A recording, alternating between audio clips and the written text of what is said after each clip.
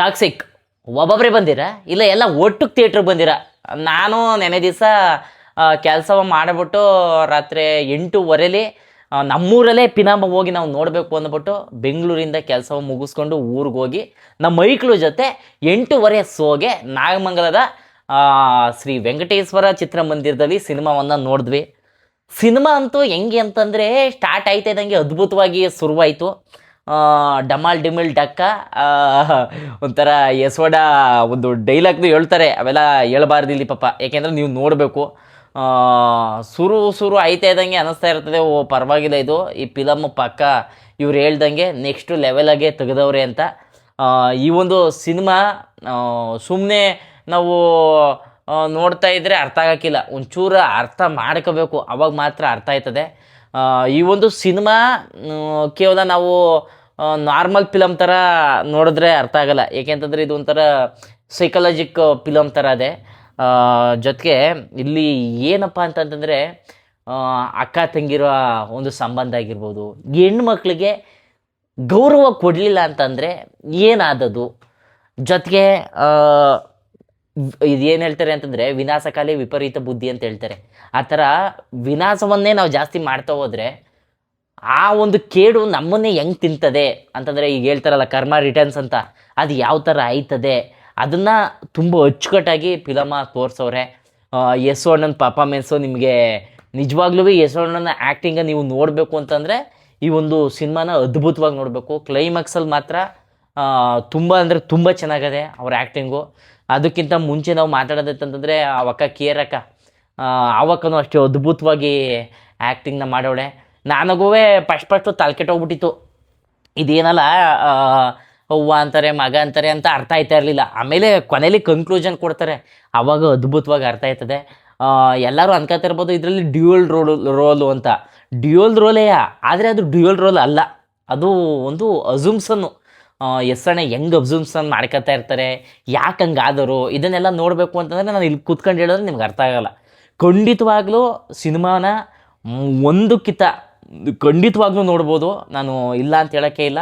ಜೊತೆಗೆ ಫ್ಯಾಮಿಲಿ ಜೊತೆ ಹೋಗಿ ಕೂತ್ಕೊಂಡು ನೋಡ್ಬೋದಪ್ಪ ಮಗ, ಇಲ್ವೊಂದು ನೋಡಬಾರ್ದಲ್ಲ ಮಗ ಅಂತ ನೀವು ಕೇಳಿದ್ರೆ, ನಾನು ಅಷ್ಟಾಗಿ ಹೆಂಗ್ಸ್ಮಕ್ಳು ಜೊತೆ ಕೂತ್ಕೊಂಡು ನೋಡೋದಕ್ಕೆ ಒಂದು ಸ್ವಲ್ಪ ಇರ್ಸು ಮುನ್ಸು ಆಗ್ಬೋದು. ಆಗಿನ ಕಾಲದವ್ರು ಅಂತಂದರೆ ಈಗ ನಮ್ಮ ಅವ್ವ ಅವ್ರ ಕಾಲದವ್ರಿಗೆ ಅದು ಒಂಥರ ಅನಿಸ್ಬೋದು. ಈಗಿನ ಕಾಲದವರು ಓಕೆ ಕ್ವೈಟ್ ಕಾಮನ್ ಅನ್ನೋರು ಬೇಕಾದರೆ ಕೂತ್ಕೊಂಡು ನೋಡ್ಬೋದು.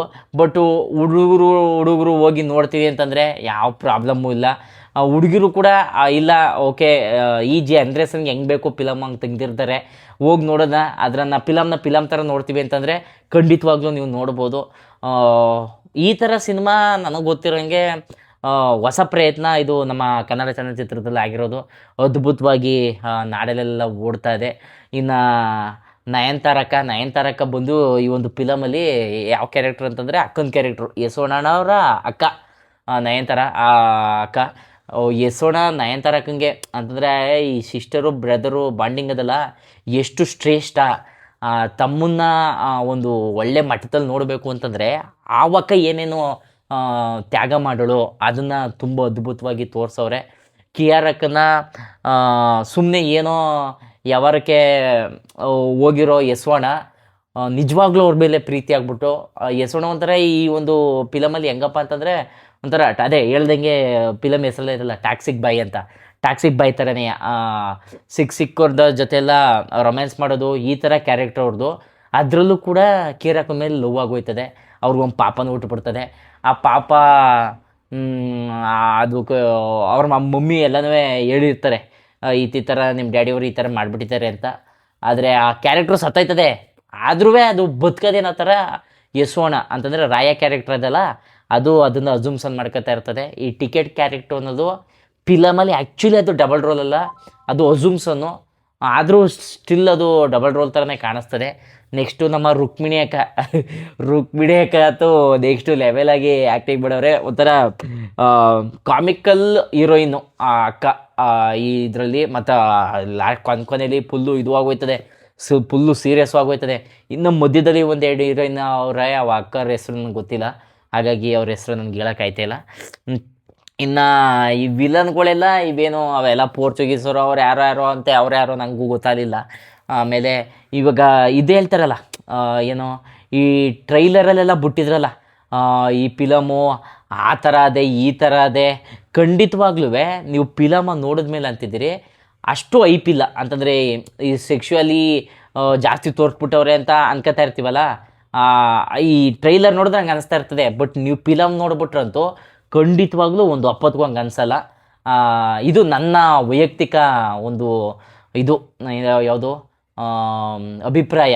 ನಿಮಗೂ ಕೂಡ ಖಂಡಿತವಾಗ್ಲೂ ಈ ಸಿನಿಮಾ ಇಷ್ಟ ಆಯ್ತದೆ. ಕೊನೆಯಲ್ಲಿ ನಿಮ್ಗೆ ಏನು ಅರ್ಥ ಆಯ್ತದೆ ಅಂತಂದರೆ, ಅವ್ರು ಏನು ಅರ್ಥ ಕನ್ವೆ ಮಾಡೋದಕ್ಕೆ ಹೋಗೋವ್ರೆ ಅಂತ ನಾನು ಅಂದ್ಕೊಂಡಿದ್ದೀನಿ. ಅಂತಂದರೆ ಅತಿಯಾಗಿ ನಾವು ಎಲ್ಲ ನಮ್ಮದೆಯಾ ಅಲೆಕ್ಸಾಂಡರ್ ಥರ ಎಲ್ಲ ನನಗೆ ಗೆಲ್ತೀನಿ ಅಂತ ಹೋಗಿದಾಗ, ಕೊನೆಯಲ್ಲಿ ಆ ಒಂದು ಗೆಲುವು ಮದ ತಲೆಗತ್ತಿದಾಗ ನಮ್ಮನ್ನು ಹೆಂಗೆ ಕಾಡುತ್ತೆ, ಆ ಕಾಡೋದ್ರಿಂದ ವಿನಾಶ ಕತೆ ಹೆಂಗೆ ಕ್ಲೋಸ್ ಆದದು ಅನ್ನೋದನ್ನ ನಮಗೆ ಕೊನೆಯಲ್ಲಿ ಕನ್ಕ್ಲೂಡ್ ಮಾಡ್ತಾರೆ.